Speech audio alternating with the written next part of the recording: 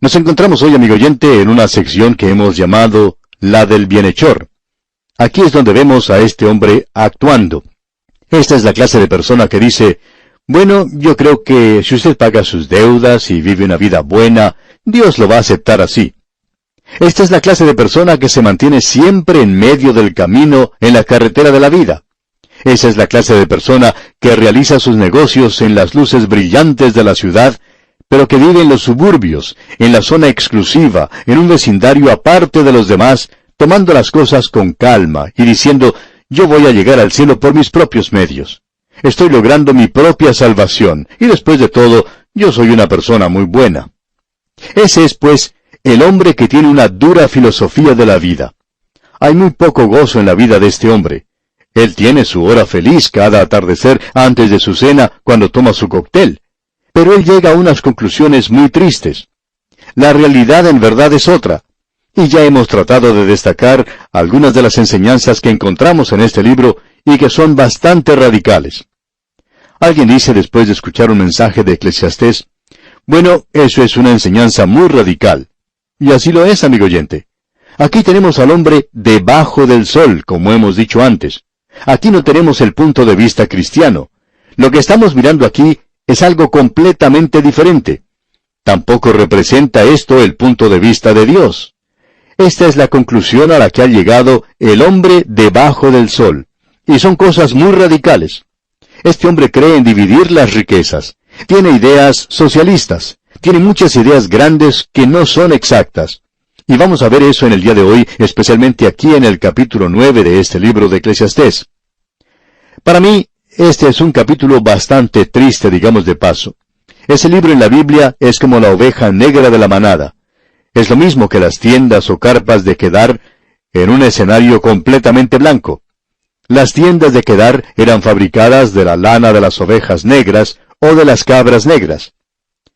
Como ya hemos podido apreciar, parecería que aquí este libro estuviera en contradicción con algunas otras porciones de las Escrituras. Se expresa ideas que están en contra de las grandes enseñanzas de las Escrituras. Y lo realmente alarmante de este libro es que ha sido el favorito de los ateos. Volney y Voltaire han sido personas que han citado muchas partes de Eclesiastés.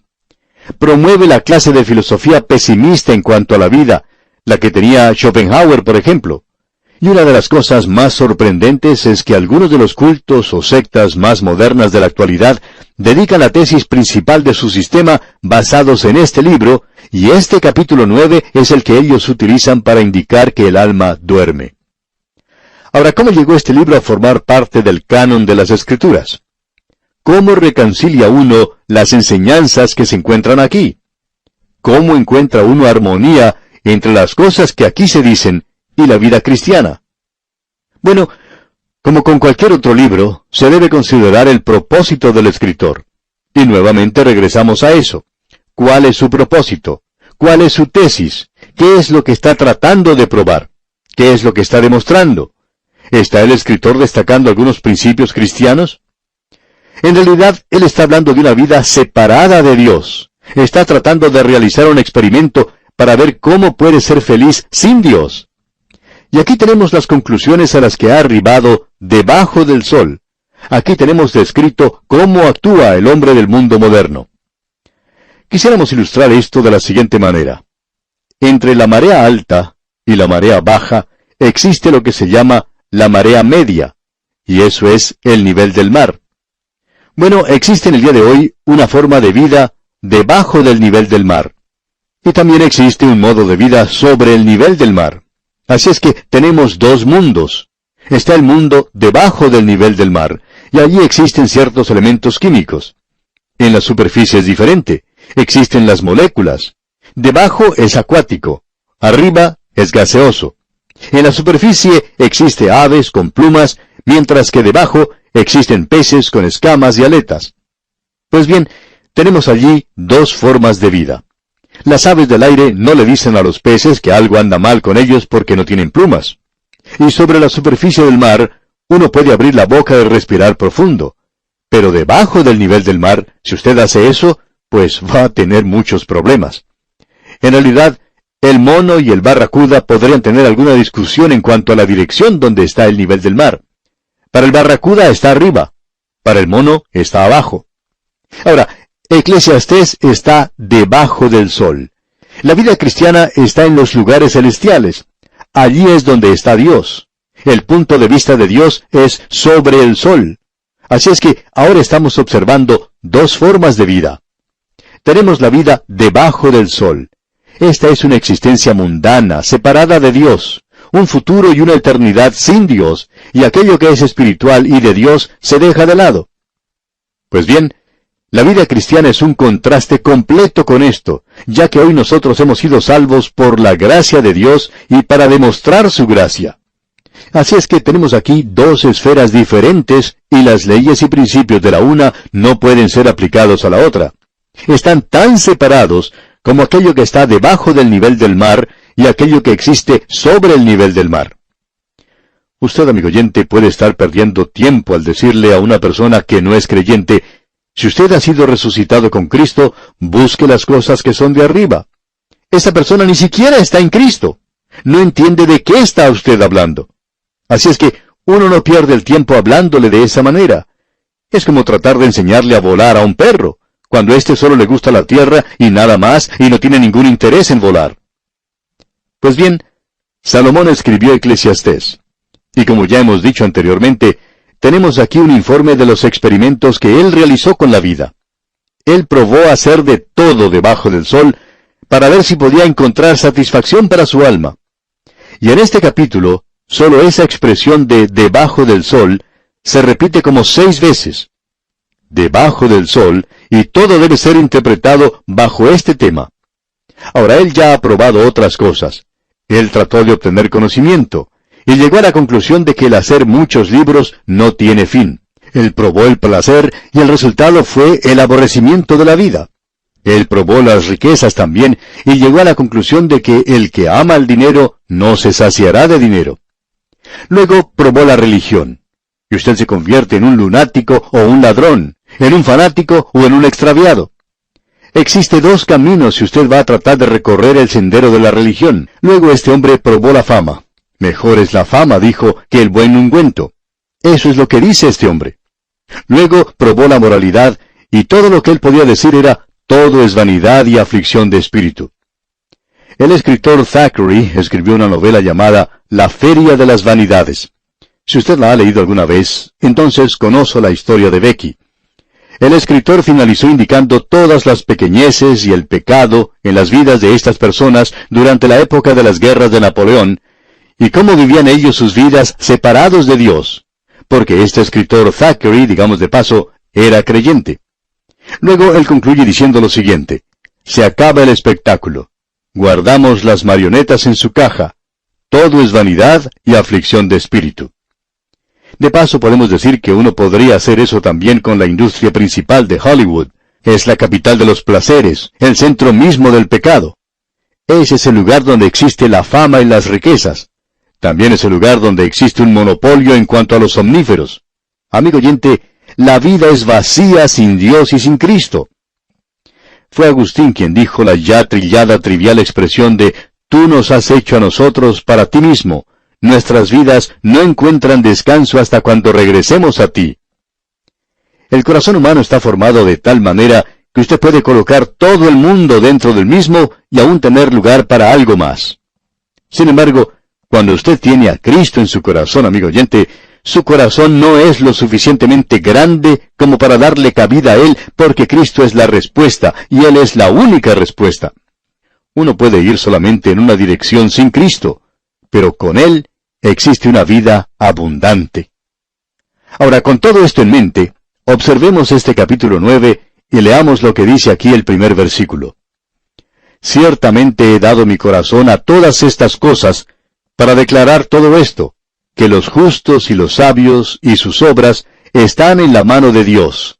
Que sea amor o que sea odio, no lo saben los hombres, todo está delante de ellos. Es decir, el escritor nos dice aquí que Él no sabe nada. Esa es nuestra posición. Y esa es la posición de muchas personas en la actualidad. No están preocupadas acerca del futuro eterno. No entran en eso para nada, porque no saben nada acerca de eso.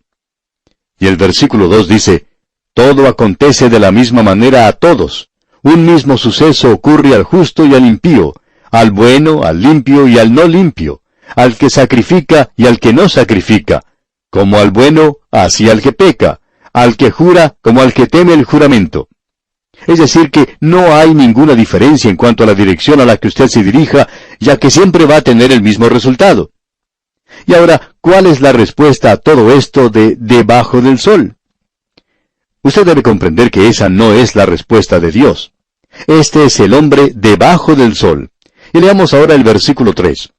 Este mal hay entre todo lo que se hace debajo del sol, que un mismo suceso acontece a todos, y también que el corazón de los hijos de los hombres está lleno de mal y de insensatez en su corazón durante su vida, y después de esto se van a los muertos.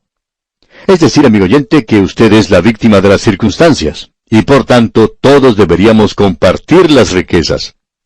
¿Ha escuchado eso alguna otra vez, amigo oyente? Esa es la conclusión a la que arriban aquellos que están debajo del sol. No es necesario que usted trabaje porque, después de todo, no existe ninguna diferencia si uno trabaja o si no trabaja. La vida es como una lotería. Y ya que usted no logró conseguir lo suyo, la persona que tuvo la suerte y la recibió, debería compartirlo con usted. Amigo oyente, así es el hombre debajo del sol. ¿Es esto algo conocido para usted? Alguien ya trató de basar una ideología política en esto y pensó que sacaba algo nuevo. Pero Salomón lo dijo con mucha anterioridad. Notemos ahora lo que dice el versículo 4 de este capítulo 9 de Eclesiastés. Aún hay esperanza para todo aquel que está entre los vivos, porque mejor es perro vivo que león muerto. Y la idea que encontramos aquí a través de todo esto es, comamos y bebamos que mañana moriremos. Y el necio y el hombre sabio se encuentran al final en la misma posición. Después de todo, mejor es perro vivo que león muerto. No hay mucha diferencia.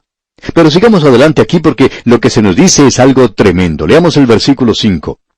Porque los que viven saben que han de morir, pero los muertos nada saben ni tienen más paga, porque su memoria es puesta en olvido. De aquí es de donde sale esa idea de que el alma duerme.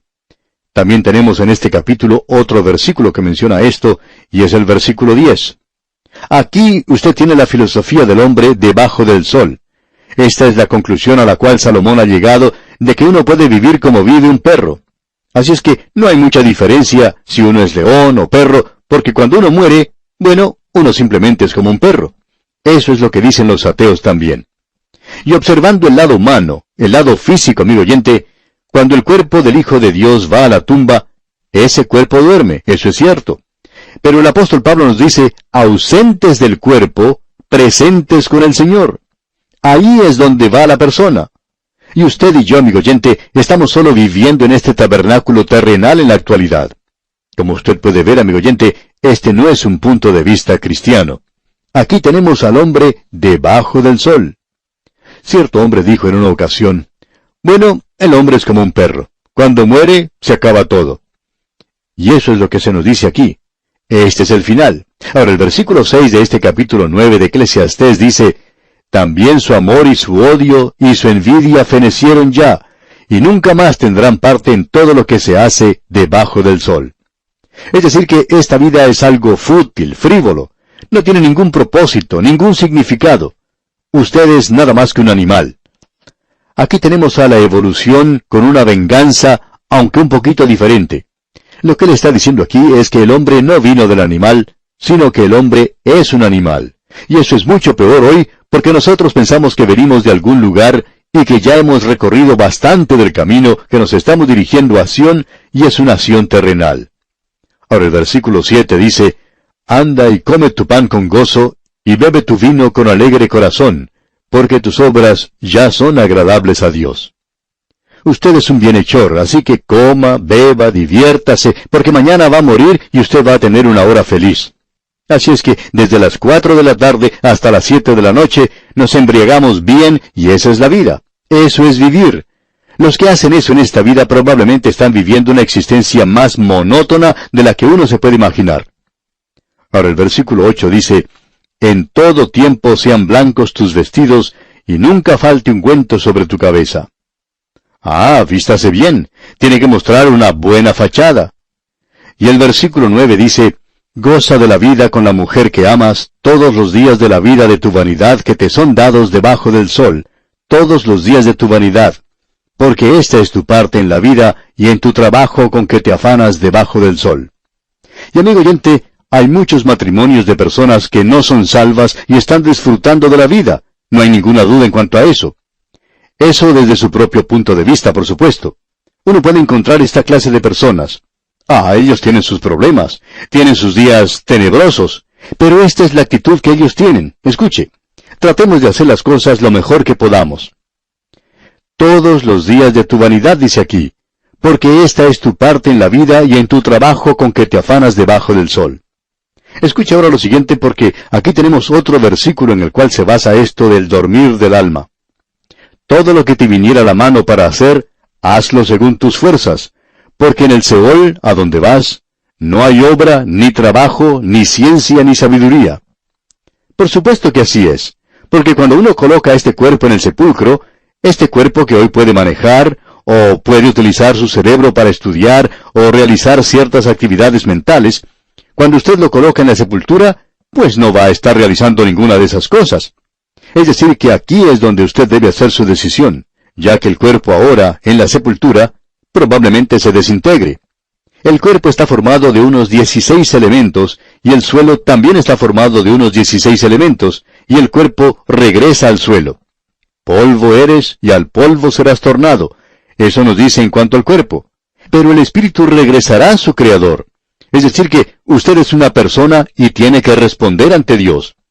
Y vamos a poder observar esto cuando leamos el capítulo 12 de este libro de Eclesiastés. Así es que esto no nos enseña en realidad que el alma duerme. Es el punto de vista del hombre debajo del sol, y eso es lo que dice aquí. Llegamos ahora al versículo 11, y esto trata con la injusticia social, los grupos de la minoría y las masas. Escuche lo que dice el versículo 11 de este capítulo 9 de Eclesiastés. Me volví y vi debajo del sol que ni es de los ligeros la carrera, ni la guerra de los fuertes, ni aun de los sabios el pan, ni de los prudentes las riquezas, ni de los elocuentes el favor, sino que tiempo y ocasión acontecen a todos. La vida es una gran lotería, y si a usted le toca nacer negro, usted va a tener sus problemas. Si usted nace blanco, usted también va a tener sus problemas. Y si usted nace amarillo, pues va a tener problemas también. Todo no es más que una suerte. No hay nada que uno pueda hacer en cuanto a eso. Así es lo que se indica en este pensamiento aquí. Así es que lo que uno tiene que hacer es tratar de mezclar todo junto y luego dividirlo. Porque nosotros no vamos a estar aquí por mucho más tiempo. Amigo oyente, ¿qué punto de vista sobre la vida es este? Sigamos ahora adelante y leamos el versículo 12, donde dice, porque el hombre tampoco conoce su tiempo, como los peces que son presos en la mala red, y como las aves que se enredan en lazo, así son enlazados los hijos de los hombres en el tiempo malo, cuando cae de repente sobre ellos. Esto vuelve a regresar a la filosofía materialista. Eso es lo que mencionamos el otro día, cuando hablamos de esas personas que regresaban del trabajo y que tenían esos puntos de vista fatalistas. Ya hemos hablado de esto y no existe ninguna autoexplicación para la persona que tiene este punto de vista. Por tanto, podemos ver lo que dice aquí el versículo 13. También vi esta sabiduría debajo del sol, la cual me parece grande. Y notemos también lo que dice el versículo 14. Una pequeña ciudad y pocos hombres en ella, y viene contra ella un gran rey, y la asedia y levanta contra ella grandes baluartes. Escuche con atención, amigo oyente, porque aquí hay una parábola. ¿Quiere usted levantar la carga, la bandera de los oprimidos? ¿Quiere usted defender a los grupos de la minoría? ¿La causa de los menospreciados? ¿Es en eso en lo que usted está interesado? Bien, debemos decir que se levantará un dictador. Contra la gente se levanta un gran rey, ya que la gente ha bajado su guardia y se pasan todo el tiempo con los problemas sociales que las personas que no son salvas no pueden resolver. Ellos ya han tenido como mínimo 5,000 años, probablemente 6,000 años. Y podría ser mucho más tiempo que eso, y aún no han podido resolver los problemas de la vida. ¿Cuánto tiempo más cree usted, amigo oyente, que Dios le debería dar al hombre para que solucione estas cosas? Bueno, vamos a tener que detenernos aquí por hoy para continuar, Dios mediante, en nuestro próximo estudio. Será pues, hasta entonces, amigo oyente, que la paz de Dios, que sobrepasa todo entendimiento, sea con usted, ahora y siempre. En el día de hoy, amigo oyente, vamos a finalizar el capítulo 9 de este libro de Eclesiastés, y de seguro que usted está de acuerdo con nosotros que este es un capítulo pesimista. Nos presenta el punto de vista del hombre debajo del sol. Son las conclusiones equivocadas a las que ha arribado este hombre, y su pseudo-filosofía se debe a su ignorancia, a sus prejuicios y a sus falsas premisas debajo del sol. El hombre separado de Dios. En esto nosotros hemos visto su conclusión, y esta es que todos llegarán al mismo lugar. Es decir, que la muerte es el gran proceso nivelador. Y eso es cierto. Con esto debemos decir que hay muchas cosas que este hombre ve que son obvias, pero las conclusiones a las que llega están equivocadas. Eventualmente todos llegarán a ser salvos. Así que no hace ninguna diferencia lo que uno hable. Esa es su conclusión. Pero esa, por supuesto, es una conclusión equivocada, porque la Biblia, la palabra de Dios, no nos enseña tal cosa. Luego vimos que la muerte provee una integración total, y que todos son iguales en la muerte. Y luego, más adelante, vimos que mientras hay vida, hay esperanza. Prefiero ser un perro vivo que un león muerto. Y por cierto que hay algo de verdad en esto. Pero debemos decir, amigo oyente, que esa clase de filosofía no nos brinda de ninguna manera felicidad ni satisfacción en nuestra vida, y tampoco puede llevar a un hombre a la presencia de Dios. Todo esto es algo aparte de Dios. Vimos también en este capítulo que no se nos enseña aquí que el alma duerme. Él está hablando solamente del cuerpo. Ahora, en el versículo 10 de este capítulo 9 de Eclesiastés leímos: «Todo lo que te viniere a la mano para hacer, hazlo según tus fuerzas, porque en el Seol, a donde vas, no hay obra, ni trabajo, ni ciencia, ni sabiduría». Aquí Salomón está hablando acerca de su mano, no de su alma. Es su mano la que va a ser depositada en la sepultura. Y usted, amigo oyente, si es un hijo de Dios, va a ir a estar en la presencia de Dios. Pero si usted no lo es, irá entonces a parar al lugar donde van los muertos, que serán resucitados para ser juzgados un día ante el gran trono blanco. Con esta vida no se acaba totalmente nuestra existencia. Hemos podido apreciar aquí que la vida es un asunto de suerte o un juego de azar, según el punto de vista que se expresa aquí. También vimos en este capítulo que usted puede adoptar estos métodos mencionados aquí en el presente. Leamos ahora los versículos 13 y 14 del capítulo 9 de Eclesiastés. «También vi esta sabiduría debajo del sol, la cual me parece grande, una pequeña ciudad, y pocos hombres en ella, y viene contra ella un gran rey, y la asedia, y levanta contra ella grandes baluartes. Y llegará un dictador que se apoderará de esa clase de ciudad». Ahora en el versículo 15 de este capítulo 9 de Eclesiastés, leemos: «Y se halla en ella un hombre pobre, sabio, el cual libra la ciudad con su sabiduría, y nadie se acordaba de aquel hombre pobre. ¿Y quién era ese hombre que vino y libró a esa ciudad? Su nombre era Sabiduría. Y para el Hijo de Dios en el presente, Cristo ha sido hecho para nosotros sabiduría. Allí se halla en ella un hombre pobre», dice. Y Cristo vino a esta tierra en pobreza. Es por eso que él podía decir: «Las zorras tienen guaridas y las aves del cielo nidos, mas el Hijo del Hombre no tiene dónde recostar su cabeza». Él, pues, era un hombre pobre. Ahora, pasando al versículo 17 de este capítulo 9 de Eclesiastés, leemos: «Las palabras del sabio escuchadas en quietud son mejores que el clamor del Señor entre los necios». La voz del Señor Jesucristo prevalecerá. Pensamos que siempre ha sido algo tremendo lo que se ha dicho concerniente al Señor Jesucristo. Él vendrá con la voz, un grito, la voz del arcángel, y esa es su voz, el sonido de una trompeta. Con voz de mando, con voz de arcángel y con trompeta de Dios, descenderá del cielo. Su voz prevalecerá en este mundo en el día de hoy, aún sobre todas las voces que se pueda escuchar. Su voz prevalecerá. Ahora el versículo 18 de este capítulo 9 de Eclesiastés dice: «Mejor es la sabiduría que las armas de guerra, pero un pecador destruye mucho bien». Y aquí tenemos la conclusión a la que llega este capítulo 9. Cristo es mucho mejor que la energía atómica. La sabiduría es mejor que las armas de guerra. Y Cristo es mejor que la energía atómica. Y luego, pero un pecador destruye mucho bien. Y se nos demuestra aquí la tremenda influencia que tiene una persona, y siempre es más potente cuando se la utiliza con malos propósitos. El efecto de su vida, amigo oyente, puede tener mayores alcances si es una vida mala. Y hoy uno puede pensar en los resultados que ciertos hombres malvados están teniendo. Bueno, podemos observar la historia. El pecado de Adán ha afectado a toda la raza humana. Acán pecó y una nación completa sufrió una derrota y tuvo que tratar con ese mal. Luego tenemos a Roboam. Su pecado dividió el reino de Israel. También tenemos mención del pecado de Ananías y Zafira. Ellos trajeron a la iglesia primitiva el primer defecto que tuvo. Y desde ese día en adelante, la iglesia ya no era tan potente como lo había sido al comienzo. Ahora bien, mejor es la sabiduría que las armas de guerra, y eso es cierto en realidad en el mundo de hoy en día.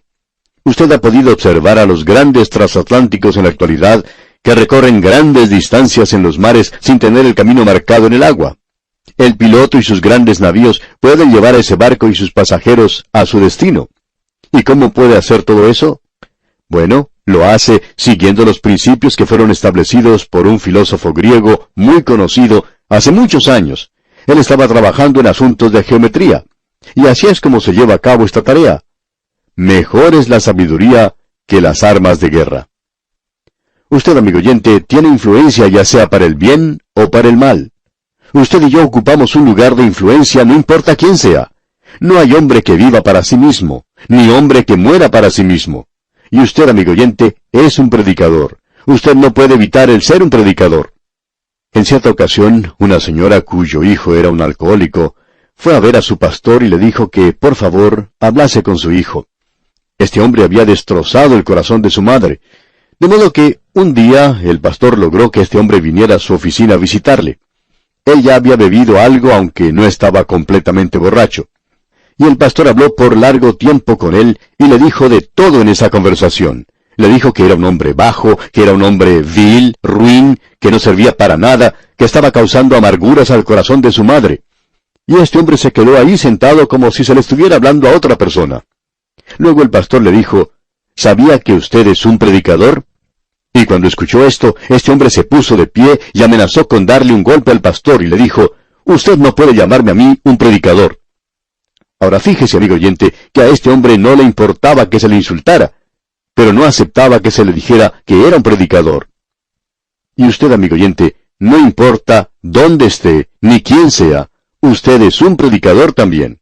Usted está predicando con su vida algún mensaje a quienes le rodean, y esa es la razón por la cual creemos que la persona que se jacta de su moral apartada de Dios es uno de los peores males que pueda sufrir cualquier país, porque esta clase de persona está estorbando en el camino. Él es un obstáculo en el camino hacia Dios, porque dice, vive como yo vivo. Yo estoy viviendo sin Dios. Solo hago cosas buenas. Y amigo oyente, no hay nada más perjudicial que esto en la actualidad. Amigo oyente, usted es un predicador, quien quiera que sea. Usted es un predicador en su hogar. En ese, el más pequeño de los círculos, usted está afectando la vida de otras personas. Se cuenta la historia de un niñito que vivía en un lugar donde había caído mucha nieve. Por la mañana notó que su padre salía de la casa. Parece que a su padre le gustaba beber, pero guardaba una botella de whisky en el granero, y esa mañana él salía para poder beber un poco de esa bebida. Al ir en dirección al granero, el hombre escuchó que alguien le seguía, y al volverse vio que era su pequeño hijo. Vio que lo estaba siguiendo, poniendo sus pequeños pies en las huellas que su padre había dejado atrás en la nieve. Y el padre le pregunta, «¿Qué estás haciendo, hijito?» Y el niño contestó inocentemente, «Estoy siguiendo tus pisadas». Y el padre estaba dirigiéndose a beber whisky. Bueno, este hombre envió a su pequeño hijo de regreso a casa y entró al granero, tomó la botella y la rompió porque pensó, «No quiero que mi hijo siga mis pasos». Amigo oyente, ¿está alguien siguiendo sus pasos? ¿A dónde le está usted guiando? Debemos tener mucho cuidado, aún en nuestra propia casa. También tenemos un círculo más amplio, que es el de la sociedad humana. Allí usted tiene influencia. Usted tiene influencia en el mundo de los negocios. Usted tiene influencia en su vecindario. Usted tiene influencia en su escuela dominical. Usted tiene influencia. También la tiene en su ciudad y su comunidad. Amigo oyente, alguien siempre lo está observando. La gente puede darse cuenta que el ir a la iglesia para usted es como el ir de paso a un almacén a comprar algo que le hace falta. Eso es todo el significado que tiene para usted. Y la gente sabe si usted es serio en cuanto a las cosas de Dios o no lo es. ¿Demuestra su vida a aquellos que están asociados con usted que existe un cielo que ganar y un infierno que evitar? Usted tiene influencia. Usted sabe, amigo oyente, que Andrés no predicó en el día de Pentecostés, pero él estaba sentado a un lado y él podía decir, ese que habla es mi hermano. Yo lo llevé a él al Señor Jesucristo. Amigo oyente, debemos decirle a usted también que un pecador destruye mucho bien. Usted en el día de hoy está señalando el camino a los hombres, hacia el cielo o hacia el infierno. Ahora, si usted quiere ir al infierno, amigo oyente, eso es cosa suya. Pero usted no tiene por qué enviar a ese lugar a un muchachito. Tampoco tiene el derecho de guiar a ese lugar a su familia. Tampoco lo tiene para hacerlo con aquellos que viven a su alrededor en el día de hoy. Aun si usted quiere ir a ese lugar. Es terrible el guiar a otros de esa manera. Tenemos influencia, amigo oyente. ¿Qué capítulo más tremendo es este capítulo 9 de Eclesiastés?